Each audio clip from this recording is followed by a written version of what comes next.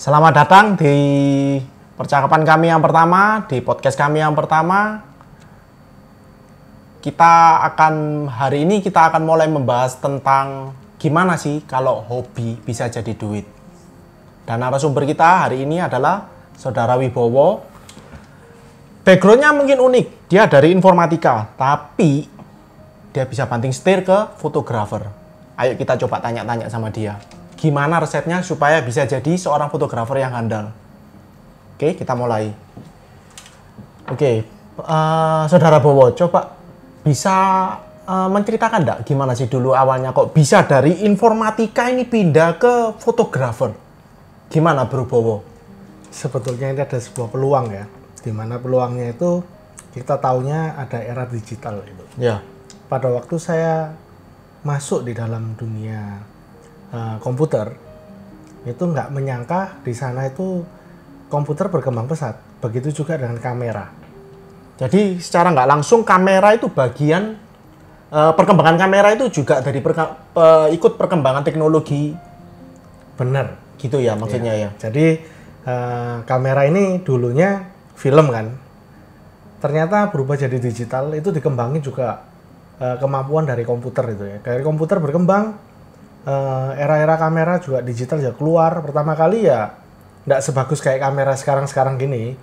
Tapi manipulasi dari kamera, di mana kita bisa retouch dan editing lebih bagus, itu menjadikan keunggulan dan kesempatan untuk saya melompat di sana. Walaupun pertama kali berada di informatika, tapi di tengah-tengahnya itu ada kejurusan yang macam-macam ya, Yong. Gini, ada yang mungkin artificial intelligence. Ya, yang sekarang lagi booming itu kan booming. Ya. Terus ada yang networking. Sekarang kan jaringan-jaringan. Ada yang bentuk security, jadi keamanan kayak internet banking dan semuanya. Ada juga nanti bagian yang multimedia. Nah, berarti fotografer mungkin masuknya dari sana. Multimedia itu ya. Tapi berbeda. Kalau informatika, gimana kita membuat Photoshop itu? Sebetulnya yang lebih cocok adalah di cafe. Tapi sudah nyemplung di sana pada waktu kamera digital belum berkembang. Ya. Jadi di akhir-akhir semester kamera digital itu berkembang, akhirnya mau nggak mau juga belajar di mana kamera itu difungsikan sebagai sarana untuk mengambil gambar dan semuanya itu dan diediting di sana. Sebetulnya informatika itu adalah membuat Photoshopnya. Iya. Kalau jurusan di cafe itu gimana mengetahui pola-pola dasar warna, psikologis warna dan sebagainya, itu dipakai untuk advertising dan semuanya. Jadi secara ilmu untuk fotografi dan semuanya itu banyak diambil dari banyak, kayak arsitek juga termasuk ya, belajar fotografi juga. Karena komposisi semuanya, DKV juga belajar. Nah, informatika lebih cenderung kita membuat programnya. Membuat programnya, bukan mengaplikasikannya. Berarti tapi kalau Bro ini kan juga membuat sambil mengaplikasikan, sambil menyelam minum air ini berarti ya? Nah itu, waktu itu, waduh, salah nyemplung ini ya, tak pikir ya. Sempat ragu juga waktu itu ya? Salah ngambil jurusan gitu waktu itu ya? Sebetulnya nggak salah sih ya. Memang kan dunia ini laki-laki ya, biasanya kan suka mesin, teknologi. Nah kebetulan saya suka teknologi nih. Itu tahun berapa ya, Bro, waktu ngambil jurusan informatika? 99 saya masuk, itu mau ngambil yang namanya elektro. Tapi saya sempat bertanya sama salah satu guru saya waktu sekolah di SMA ya. Gimana ini masa depannya? Elektro itu bagus sih, tapi perkembangannya kelihatan ke depan ini ke arah komputer itu lebih pesat. Ya, memang kebukti kan. Sekarang kan semua betul, internet, gitu. Handphone juga sama. Walaupun saya nggak menjamaninya ya. Iya. Handphone ini kan era orang baru. Sudah nggak peduli elektroniknya ya sekarang. Orang lebih tertarik dengan perkembangan teknologinya sekarang ya. Betul, karena elektronik itu biarin orang-orang ahli yang kerjakan. Kita bisa improvisasi dari software-software yang ada. Iya, jadi betul. aplikasi banyak. Nah, saya masuknya itu begini. Pada waktu saya masuk di informatika itu belum ada desain komunikasi visual, itu mata kuliah itu belum ada. Desain DKV itu belum ada. Oh iya. Baru oke. ada angkatan pertama atau angkatan kedua gitu. Dan nggak umum. Apa itu? Sejak saya lulus kuliah, di universitas saya malah bikin yang namanya multimedia, yaitu di tengah-tengahnya informatika Dan juga DKV. DKV. Oh, ya, oke, gimana? Pernah tahu bikin game kan? game ya, Nah, oke. game itu adalah kumpulan dari desain komunikasi visual dengan programming komputer. Jadi kalau ada gambar-gambarnya kan DKV. Tapi di dalamnya Dipadukan, dipadukan. berarti gitu ya. Nah, tapi saya nggak kecantol yang situ. Saya lebih kecantol ke fotografinya karena di desain grafis itu kita bisa manipulasi. Tiba-tiba yang dulunya saya punya kamera, yang waktu SMP itu kita SMA ya, pergi bareng-bareng dan dijatuhin kamera itu kita sudah nggak pernah sentuh itu, saya kamera itu. Kamera jadul kalau Ya, kita kamera bilang sekarang jadul. ya. Itu sudah bangga loh bro, punya kayak gitu dulu kan. Ya lumayan, tapi walaupun belum kayak 10 film-film megapiksel, gitu. waduh sudah keren, sudah kayak anak kaya kita Bukan, bawa enggak, gitu. belum. Waktu itu masih film. Oh yang pakai roll-rollan roll-rollan, film. ya, roll-rollan film ya. Jadi di sana itu kita ada foto-foto juga semuanya. Ya sudah nggak pernah diolah lagi. Film-filmnya masih saya simpen itu. Mungkin banyak pendengar yang belum tahu ya, kalau zaman dulu itu kita fotonya itu pakai kamera yang masih roll film. Wah sudah keren, foto-foto terbakar habis saudara. Nah, datanya Sudah hilang datanya. Ya. Oke, kita lanjut sekarang. Tapi karena informatika ini saya melihat ada peluang multimedia di sana. Jadi saya bikin fotografi. Itu pertama kali coba-coba dulu sih. Memang saya sukai, akhirnya tertantang untuk menghasilkan yang lebih bagus lagi. Iya. Tertantang lebih bagus lagi, lebih bagus lagi. Jadi kayak ada adrenalin. Kepingin lebih bagus, padahal duit nggak punya, tapi di jalannya Betul-betul mulai dari nol berarti waktu mulai Nah. menekuni fotografi itu betul belajar dari awal iya. betul ya. Bedanya begini, kalau yang sekolah fotografi itu sudah langsung tahu dari teorinya. Ya. Kalau Kalau bro sendiri waktu waktu saya, itu nol berarti. Nggak tahu, tapi kok bisa merasa ada feeling bahwa ini kurang bagus.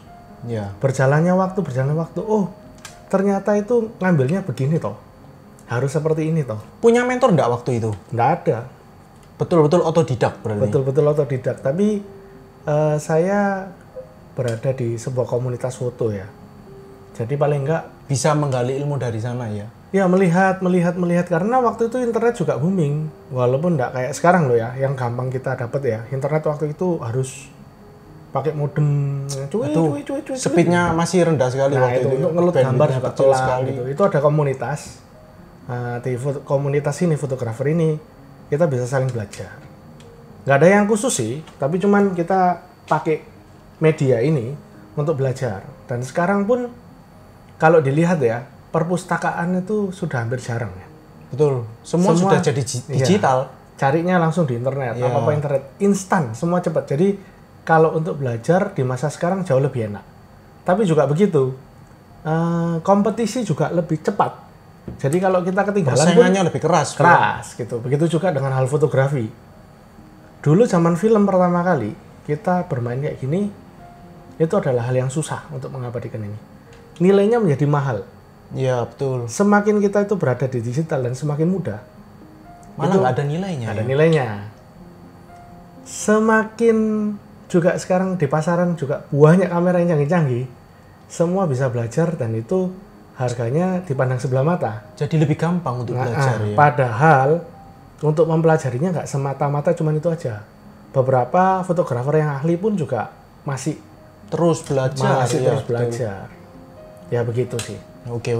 Sekarang kita tanya, gimana dari hobi fotografi kok bisa terjun sampai jadi pekerjaan? Bisa diceritakan bro pengalamannya.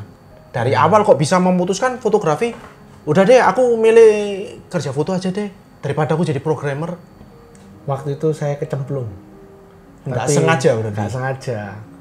Jadi saya juga bekerja di bidang yang lain karena di informatika itu waktu itu di Indonesia masih berkembangnya belum terlalu kayak gini ya. Jadi ada transisi di mana internet itu dibutuhkan tapi juga nggak terlalu banyak berperan karena internet belum terlalu cepat, belum semua bergantung kepada internet.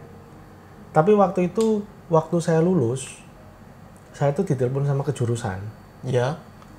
Salah satu bank yang gede di Indonesia itu Ditawari butuh, gitu. ya, butuh orang untuk bikin program internet banking.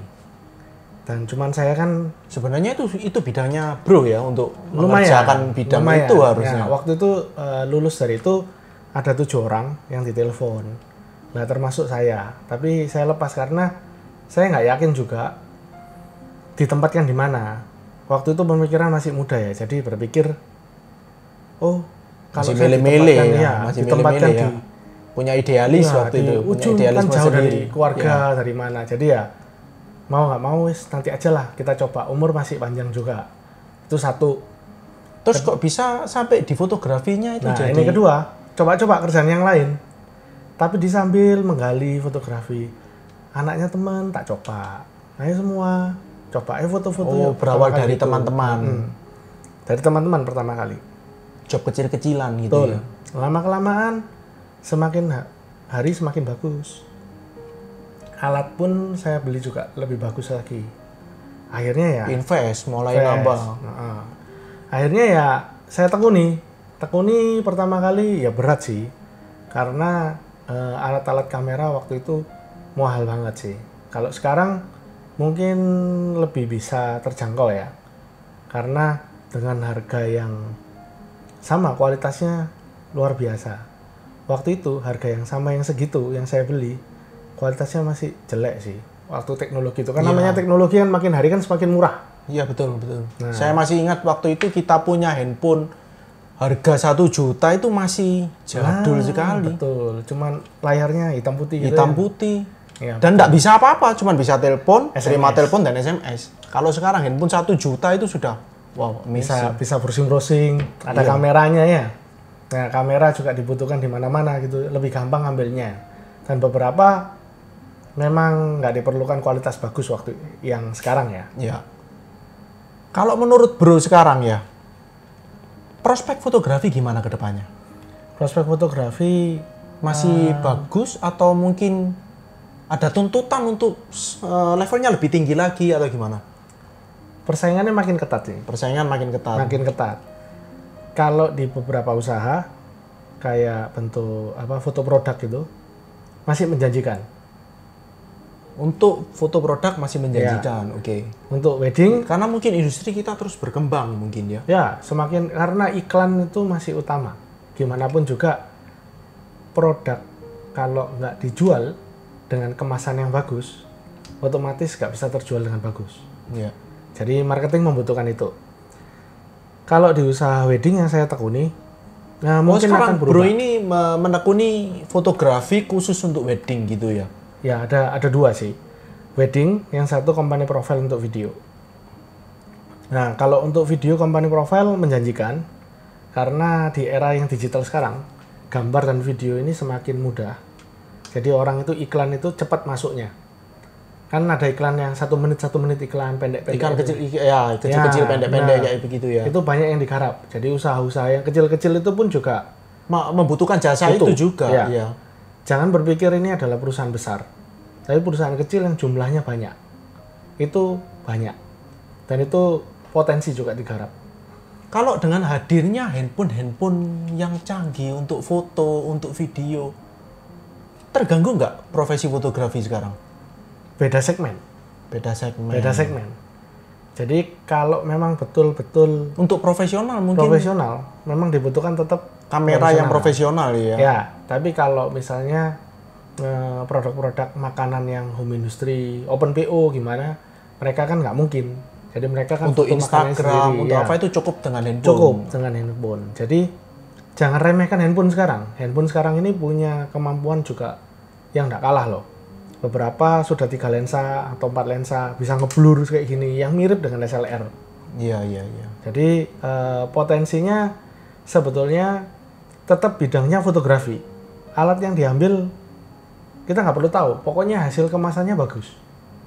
Bisa juga orang itu pakai handphone, Jadi yang perlu diasah sebetulnya bukan kameranya yang dibagusin, tapi adalah feel kita, cara kita mengambilnya dan mengemasnya. Masalah kamera yang kita pakai itu ada nomor dua. sekian ya. Itu ada 2 versi. Yang satu profesional di hadapan klien. Ya. Satu itu penting. Itu sudah nilai lebih. Ya, nilai lebih. 2, memang ada resolusi besar yang kita tampilkan. Kalau di billboard kita ngambilnya pakai dengan kamera kecil-kecil nggak mungkin. Nggak mampu untuk resolusinya seperti itu. Dan beberapa kita nggak bisa rubah lensa yang di depan. Kita harus pakai kamera yang profesional yang bisa kita lepas, ganti lensa dan semuanya. Tergantung kebutuhannya ya. Ya, itu yang menjadikan mahal. Jadi kayak iklan-iklan yang di televisi, mungkin kita pakai alat-alat kamera yang lebih profesional daripada. Yang bikin fotografi itu kadang bisa mahal, bisa murah, itu sebenarnya apa sih bro? Peralatannya, skillnya, atau gimana? Atau hasil edit? Itu butuh orang untuk ngedit yang jago atau gimana supaya hasilnya bagus atau gimana? Itu dibagi yang membedakan sampai ada seorang fotografer yang sampai mahal sekali biayanya, ada yang ecek-ecek, sama-sama bisa moto loh. Itu dibagi dengan 2 kondisi. Kondisi pertama yaitu namanya digital imaging. Nah, yang kalau di cafe itu kita editing gitu. Tapi dua-dua ini saling berperan. Kalau nggak ada bahan baku foto, dia pengambil gambar dia nggak bisa, dan pengolahnya gitu ya. Jadi betul. Ini 2 ini saling membutuhkan. Jadi edit dan juga foto saling support, bisa. saling mendukung ya. Saling betul. Membutuhkan. Benar. Walaupun banyak yang satu foto yang seorang fotografi juga bisa ngedit kan? Banyak yang dan gitu juga ya. Begitu kebalikannya. Yang bisa ngedit juga jago foto. Oke. Jadi masalah potensi untuk bisnis sebenarnya peluangnya banyak banget.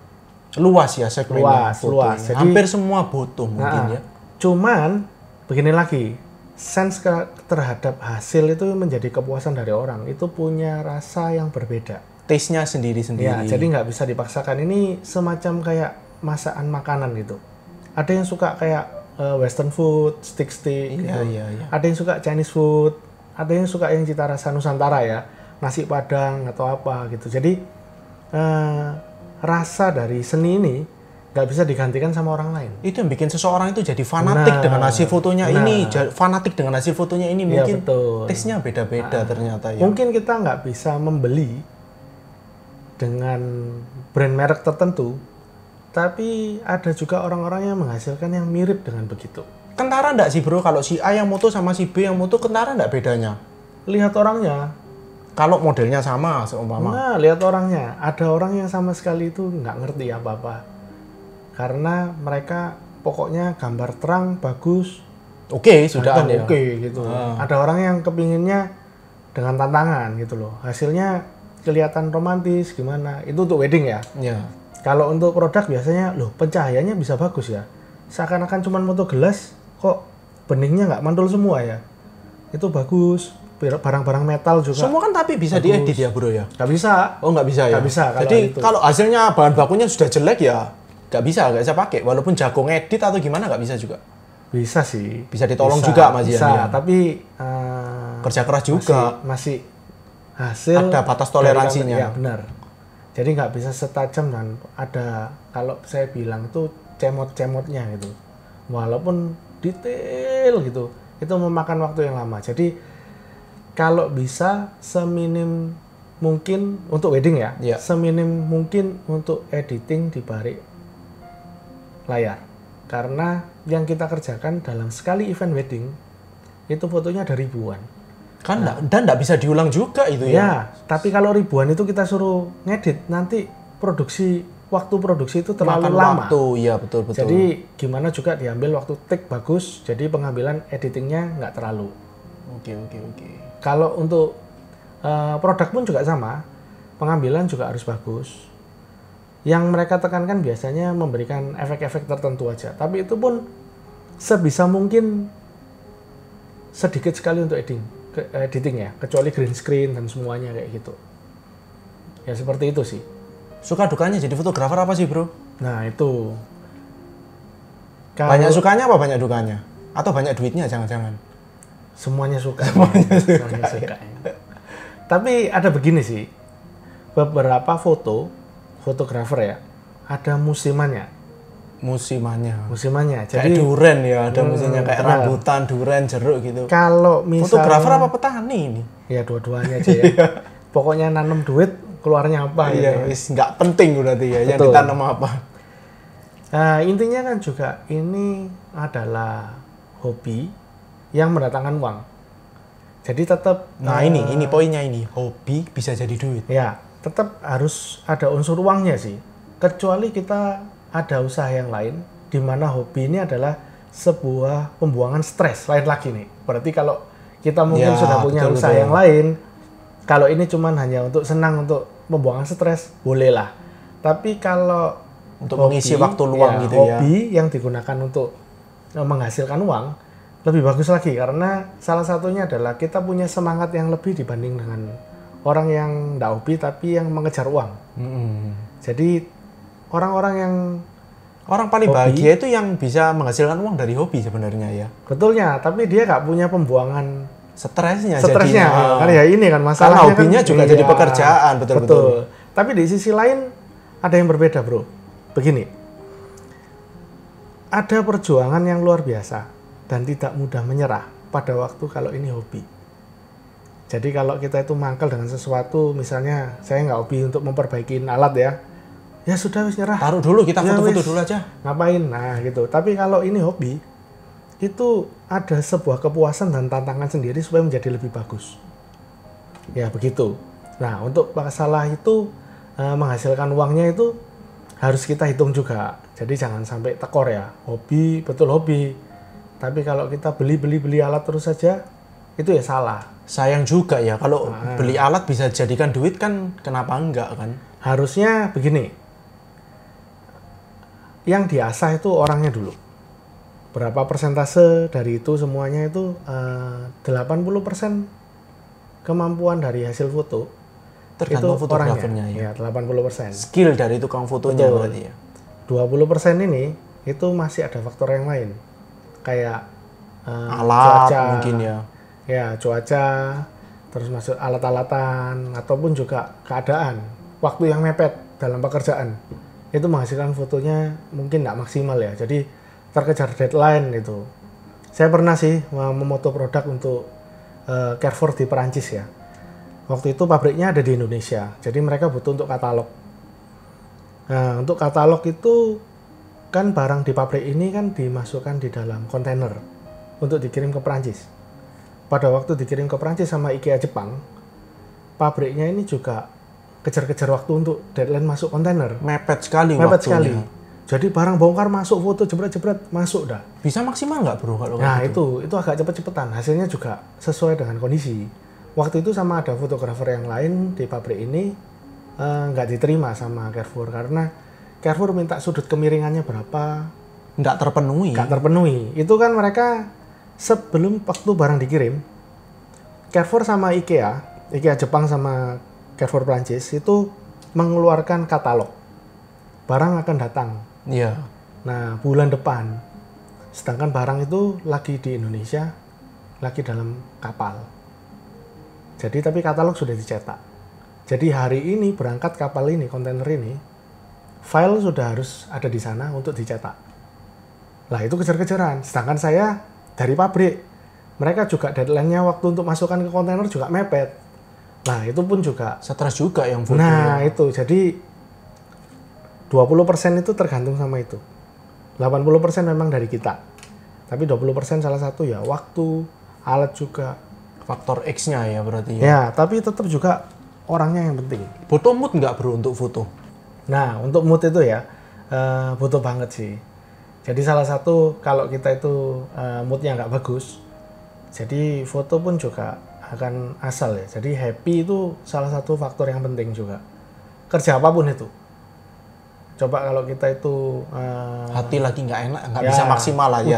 Ujian aja kita gopoh gitu, lupa semua. Betul. Gitu. Tapi kalau kita menyukai mata kuliah ini atau apa, kerjakannya beda pasti. Lebih salah tenang, itu, lebih enak, gitu. Apalagi menguasainya ya. Terasa waktunya ya. Nah, begitu sih. Oke. Sekarang pertanyaan yang paling seru. Kondisi PSBB, pandemi corona kayak gini, berpengaruh nggak? Pengaruh sekali untuk wedding fotografi. Sangat pengaruh sekali. Terasa sekali dampaknya ya. Terakhir saya terima job itu bulan Maret. Sampai sekarang saya masih belum terima job. Sudah 3 bulan ya. Berarti ini merata dong semua fotografer harusnya. Kalau yang bergerak di bidang wedding ya maksud saya. Saya rasa semua pekerja seni yang dalam bentuk perfilman juga. Karena saya juga tergabung dalam komunitas film Indonesia ya. Bikin sinema gitu. Mereka pun juga mengeluh. Karena mereka nggak bisa produksi film juga kan. Karena mereka juga berkumpul lebih dari 5 orang pasti. Iya, oke. Kru filmnya berapa tuh? Belum lagi aktor artisnya. Belum lagi pemeran-pemeran penggantinya atau pemeran-pemeran yang di sampingnya dan juga kru-krunya semua itu total mungkin bisa sampai 50 orang kan. Berdampak sekali ya. Betul. Itu kalau sinema. Jadi film-film berhenti masih nunggu kebijakan pemerintah kondisi ini dan juga kondisi ya. Kalau di wedding sama sekali nggak ada wedding juga. Kalau maupun itu ada cuman hanya pemberkatan aja. Bukan job besar berarti gitu ya maksudnya. Besar atau enggak itu relatif. Relatif. Iya. Besar atau enggak itu relatif. Nah, kalau saya lihat soalnya besar kecilnya dari duitnya sih. Iya. Relatif. Jadi ada yang nikahnya walaupun pemberkatan tapi glamor mewah juga ada. Tapi tetap waktu itu saya juga dibatasi. Yang Maret itu saya juga dibatasi karena yang nikah itu dokter. Jadi dia tahu betul tentang protokol kesehatan. Ini ya. Kru dipangkas semua. Jadi cuma 1 orang foto, 1 orang video, sudah selesai. 2 orang aja. Jadi yang selama ini dikerjakan oleh 7 orang. Jadi cuma di 2 orang aja. Kerjakan 2 orang. Dibatasi memang betul-betul jumlah orang dan harus pakai masker. Waktu itu masih belum pakai kacamata juga tapi cuci tangan sama hand sanitizer harus. Nah untuk kedepannya saya nggak tahu sih Mas Ian ini. Masih belum kelihatan titik terangnya ya Mas Ian. Untuk wedding ya. Tapi anehnya bulan kemarin sih saya dapat produk dari salah satu perusahaan yang lumayan besar di Indonesia, pelayaran itu. Ada muncul video iklan. Itu balik lagi. Justru di masa waktu di rumah saja ini banyak iklan-iklan yang masuk. Jadi kita itu dicekokin iklan dari handphone. Iklan-iklan internet itu masuk semua. Salah satunya saya juga bikin itu. Jadi kesempatan juga sebenarnya ini. Jadi perusahaan ini melihat sebuah di masa PSBB ini itu melihat bahwa ini harus diiklankan bahwa perusahaan kita ini mampu berjalan dan dikontrol lewat smartphone saja atau laptop saja. Anda di rumah saja bahwa kita yang bekerja gitu. Oke. Jadi perusahaan ini malah mengiklankan hal itu. Itu satu. Kedua, saya dapat tawaran juga dari perusahaan makanan. Masih lagi proses negosiasi. Jadi perusahaan ini untuk prosesnya dibikin, higienisnya semuanya dibikin. Dari awal sampai benar, mau ditunjukkan. Disajikan gitu ya. Di paket. Jadi makanan ini makanan siap saji. Jadi di packing gitu. Jadi sampai dari produksi mentah sampai barangnya itu di packing itu semua higienis, semua pabriknya dilihatin juga. Itu juga kan sekarang kan banyak toh makanan open PO, makanan atau apa-apa. Ya, sekarang lagi rame kayak gitu. Ya, perusahaan ini mau menunjukkan bahwa produk bahan bakunya salah satu pabrik ini bahan bakunya itu diproses dengan cara yang higienis, bagus. Itu divideokan supaya orang luar itu bisa melihat bahwa pabriknya itu, factory-nya ini benar-benar clean, bersih, dan semuanya terjamin gitu. Jadi di balik usaha wedding yang lagi lesu, ada kesempatan yang lain. Iya, betul. Ya, seperti itu. Jadi ada usaha kayak contoh-contoh beberapa teman-teman yang dulu usaha ini berubah jadi jualan masker gitu. Ya, jadi jangan berkecil hati lah harusnya ya. Apapun di bidang video juga pasti sama. Tapi juga sama sih. Protokol yang dulu krunya banyak makin sempit. Dikerjakan dengan sedikit orang. Iya, betul. Itu tetap masih berjalan. Nah, untuk kedepannya wedding ya kita lihat aja dulu kondisinya gimana. Masih buram ini ya, belum kelihatan ini. Masih belum kelihatan, tapi pasti yang mau nikah kan banyak ya. Ya nggak mungkin nggak nikah kan bro. Nah, Cuman mungkin new normal. Nunggu waktu caranya ya. Kalaupun rada-rada aneh sih. dilaksanakan mungkin ya pakai metode new normal itu mungkin ya. Iya, pemberkatan ada, tapi kalau kumpul masih belum. Jadi untuk pemberkatan, akad nikah dan semuanya. Tapi kan tetap didokumentasikan kan? Masih tetap, walaupun nggak selincah dulu ya. Hasil pun juga mempengaruhi. Karena dulu kita mengambil itu acaranya kelihatan meriah. Sekarang gimana mau kelihatan meriah? Jarak antara satu orang lebar gitu. Kita harus ngakali beberapa foto dengan kerapatan, dengan yang banyak kelihatan banyak layering orang gitu ya. Jadi kelihatan rame gitu kita foto. Kita kan nggak mungkin kan mendokumentasikan kelihatan kosong kursi-kursinya gitu. Jadi kita harus bisa ngakali dan cerdik untuk ini. Oke. Detail sekali ya penjelasan dari saudara Bowo, luar biasa. Pengalamannya banyak karena memang dia mulai dari nol sampai sekarang. Sekarang kalau saya boleh tanya pertanyaan terakhir aja. Tips dan trik untuk para pemula yang ingin belajar fotografi. Justru di masa sekarang yang banyak di rumah ini. Itu ini asik ini. Saya malah melakukan hal-hal yang di luar kondisi. Jadi cobalah untuk bereksperimen. Jadi pada waktu semua sudah berjalan normal, kamu Anda bisa punya kemampuan baru. Bisa langsung start gitu Iya, maksudnya? Betul. Itu untuk yang pemula. Yang untuk yang sudah mulai expert, sama-sama kayak saya belajar dulu. Dulu saya cuma menguasai fotografi saja, nggak menguasai video. Pada waktu 3 tahun yang lalu saya mulai belajar video, dan penawaran kesempatan itu ada.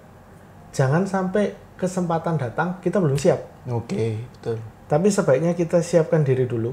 Baru Mumpung kesempatannya di waktu ada. yang semua di rumah saja ini, kita belajar banyak. Entah bidang apapun itu, kita belajar, kita siapkan. Pada waktu kesempatan itu ada, kita oke, saya ready. Tinggal jalan. Betul, itu tip untuk teman-teman ya yang lagi belajar. Karena keluar pun kita juga dibatasi. Jadi kondisi ini nggak tahu sampai kapan kan kita nggak ngerti.